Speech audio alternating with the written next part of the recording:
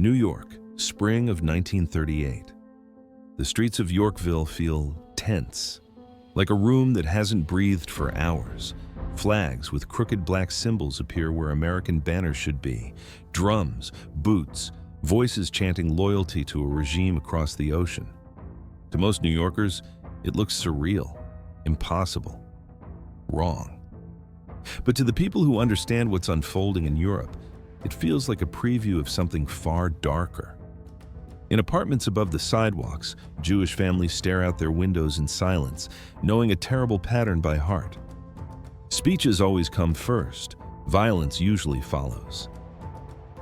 Inside a quiet backroom, a former congressman realizes something politicians hate admitting. Sometimes history doesn't wait for policy. Sometimes you don't have years to debate. Sometimes the danger is already walking your streets. The law protects free speech. Even for fascists, police can't do anything unless someone bleeds first. So he reaches for a different kind of solution. Not legal, not noble, but real. A phone call, a favor, a request to a man who lives in a world where problems aren't discussed. They are handled.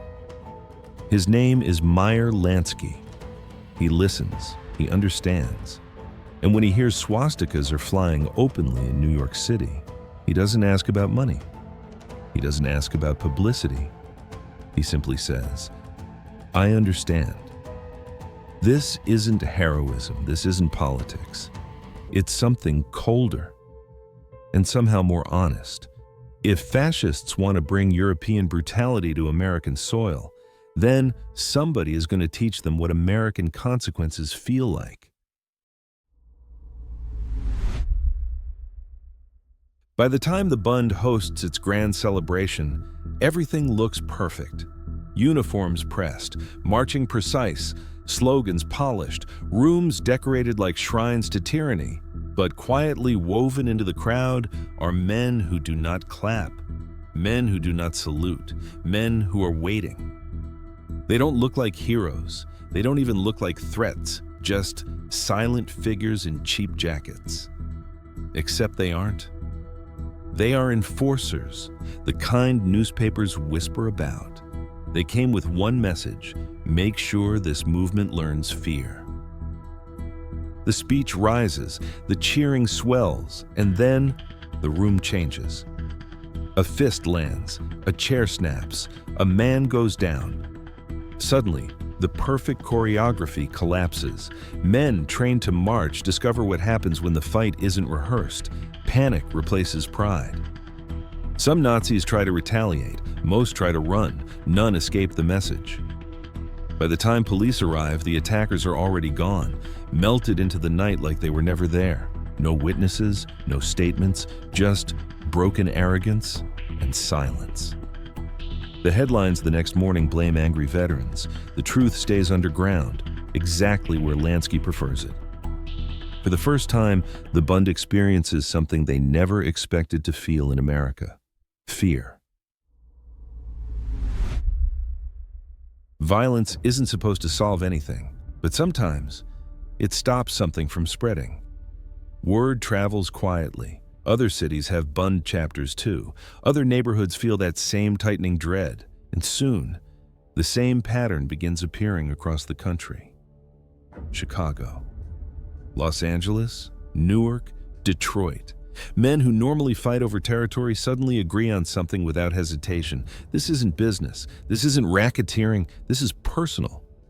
They have families who escaped Europe, relatives who vanished. They recognize the early warning signs. They know what happens when fascists grow confident.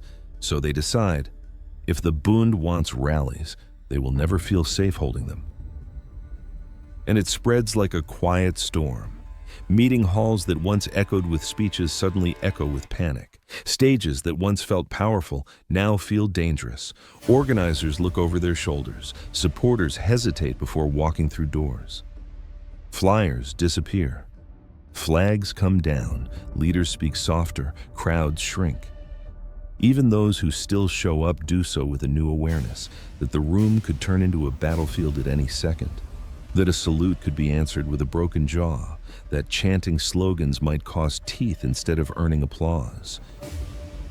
Fewer flags, fewer salutes, fewer men willing to walk into a room that might end with humiliation and blood.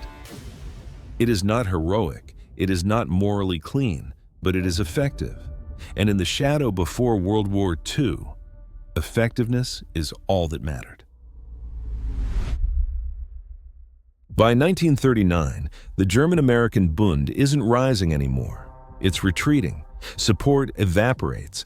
Public tolerance ends. Investigations begin. Leaders fracture.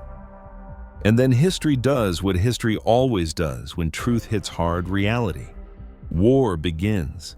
America picks a side. Fascism is no longer a movement, it's the enemy.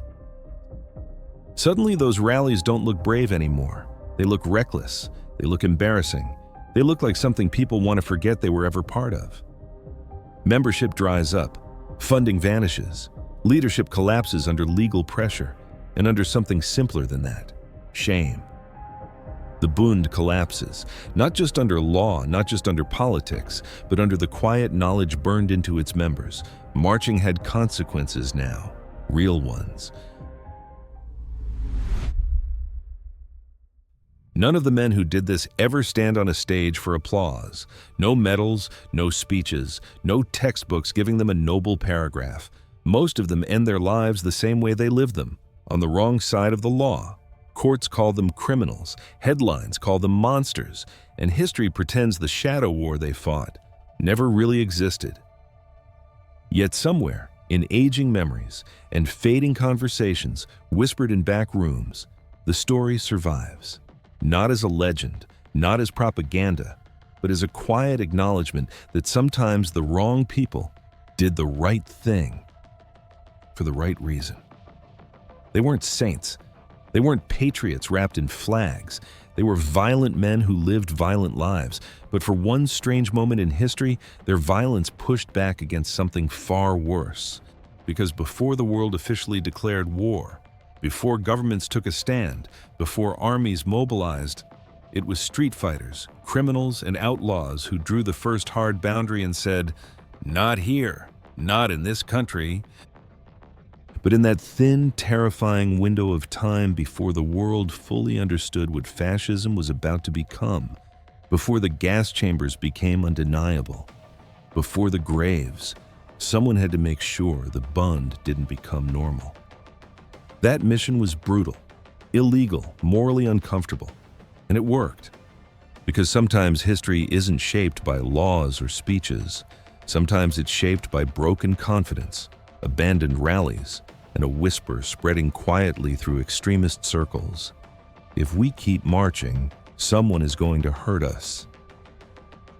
And in those fragile, dangerous years, when the world was seconds from setting itself on fire, that fear mattered more than anyone will ever admit.